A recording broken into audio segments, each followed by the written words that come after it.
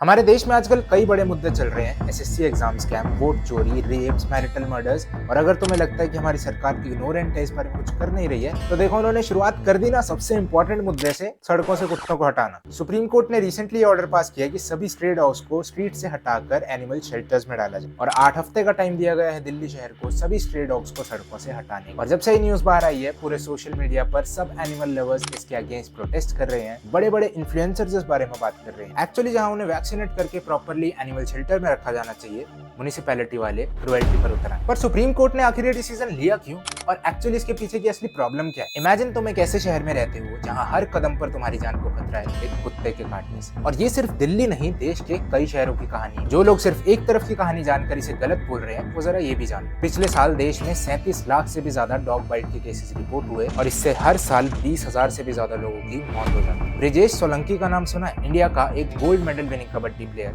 जिसकी रिसेंटली सिर्फ 22 साल की यंग एज में रेबीज के कारण मौत हो। और जानते हो, वो सिर्फ एक बेचारे पपी को नाले में से बचा रहा। तो जिन लोगों को ये लगता है कि कुत्ते सिर्फ उन्हें ही काटते हैं जो उन्हें मारते या परेशान करते हैं, ऐसा नहीं है। ये किसी के साथ भी हो सकता है, इनफैक्ट एनिमल लवर्स के साथ भी हो सकता है। पर यहाँ मेरा मानना ये है कि यहाँ जितना रोल डॉग बाइट का है, उतना ही रोल है सही जानकारी और अवेयरनेस ना होना और सही समय पर सही एक्शन ना लेने का, जो कि हुआ इस केस में। ब्रिजेश ने भी कुत्ते के काटने को एक नॉर्मल चोट समझकर इग्नोर कर दिया और उस पर कोई एक्शन नहीं लिया, ना ही किसी को बताया। हमें नहीं पता थी, लेकिन उसी ने बताई थी जब कंडीशन ज्यादा बिगड़ रही थी कि मैं महीने 2 महीने पहले कुत्ते ने काटा था, तो एक दांत मार गया था, उसने ज्यादा गौर दी नहीं। बाद में ये भी बयान सुनने को मिला कि उन्हें रेबीज के बारे में इतने अच्छे से पता ही नहीं था, पर जब तक पता चला तब तक बहुत देर हो चुकी। तो सोचो, इस केस में तो एक एनिमल लवर होने के बावजूद ब्रिजेश को एक अच्छा काम करने के बदले अपनी जान से हाथ धोना पड़ा। और ऐसा ना होता अगर वो पहले से जानता कि रेबीज असल में है क्या, कैसे फैलता है, इसे प्रिवेंट कैसे किया जा सकता है और एक बार होने के बाद क्या इसे ठीक किया जा सकता है। स्पॉइलर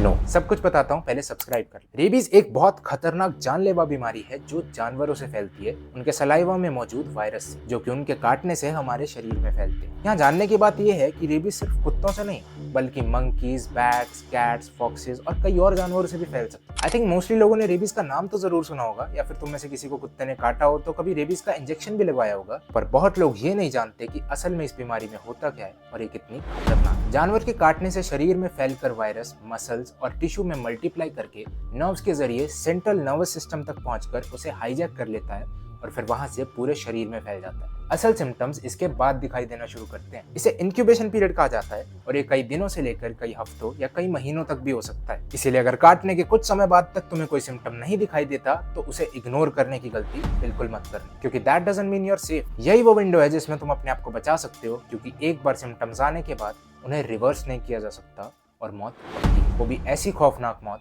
जो कोई डिजर्व नहीं करता। शुरुआत में तो फीवर, सर दर्द, वॉमिटिंग, भूख न लगना, चोट की जगह पर पेन, इचिंग, ऐसी नॉर्मल चीजें लगती, पर धीरे धीरे शरीर के मसल्स पैरालाइज होना शुरू होते हैं। हाइड्रोफोबिया यानी पानी का डर बैठ जाता है। पानी पीने से भी गले के मसल्स जकड़ जाते हैं। ये सिर्फ पानी को देखने या उसकी आवाज सुनने से भी ट्रिगर होता है। एरोफोबिया यानी मुंह पर हवा लगने से भी ट्रिगर होता है। मुंह में सलाइवा बहुत ज्यादा बनता है। धीरे धीरे बहुत ज्यादा गुस्सा और बेचैनी होने लगती है। कंफ्यूजन और हेलुसिनेशंस होते हैं। चक्कर आने लगते हैं। पूरा शरीर अकड़ जाता है और इंसान लिटरली बुरी तरह से तड़पने लगता है। और आखिर में कोमा और सांस लेने के मसल पैरालाइज होने की वजह से डेथ। तो इससे बचा कैसे जा सकता? सही समय पर वैक्सीन लेने से। 3 केस हो सकते हैं। अगर इंटैक्ट स्किन पर जानवर के चाटने से सिर्फ सलाइवा टच होता है तो आपको उसे 15 मिनट तक अच्छे से धोना है और हो सके तो कोई डिसइंफेक्टेंट लगाना। केस 2, अगर जानवर के दांत से छोटी मोटी खरोच या स्क्रैचेस आए बिना खून निकले, तब तुम्हें वैक्सीन लेनी होगी। और केस 3, अगर बुरी तरह से काटने से स्किन फट गई है, जख्म गहरा है और खून निकल रहा है, तब सिर्फ वैक्सीनेशन काफी नहीं, साथ में तुम्हें लेना है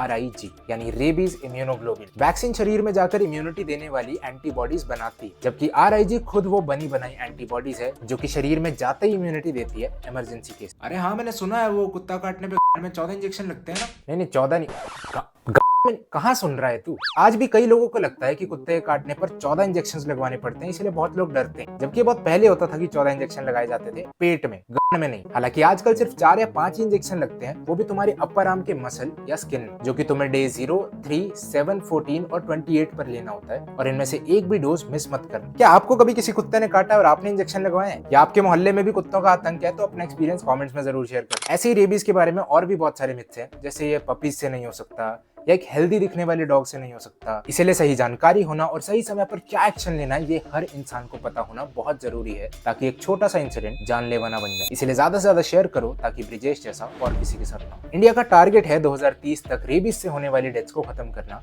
और इसी के चलते सरकार ने शुरुआत की है दिल्ली से। असल में डॉग्स में खुद भी रेबीज इसी तरह फैलता है, एक चेन रिएक्शन की तरह, यानी एक रैबिट डॉग अपने आसपास के सभी डॉग्स में रेबीज फैला सकता है। देखो, एनिमल लवर मैं भी हूँ और कुत्ते मुझे भी पसंद है, इसलिए जरूरत है उन्हें ठीक से वैक्सीनेट करके एक अच्छे से शेल्टर में रखना। पर क्या ये करने के लिए सरकार के पास अच्छे एनिमल शेल्टर्स हैं भी? तो उन्हें शहर की सड़कों से निकाल कर रखोगे कहाँ? लोग तो सोशल मीडिया पर ये भी कह रहे हैं कि एनिमल लवर्स को इन्हें अडॉप्ट कर लेना चाहिए। तुम्हें क्या लगता है, तुम किसके फेवर में? क्या ये डिसीजन सही था या गलत, या फिर ये सिर्फ एक जरिया था हमारा ध्यान एक इंपॉर्टेंट मुद्दे से भटकाने का?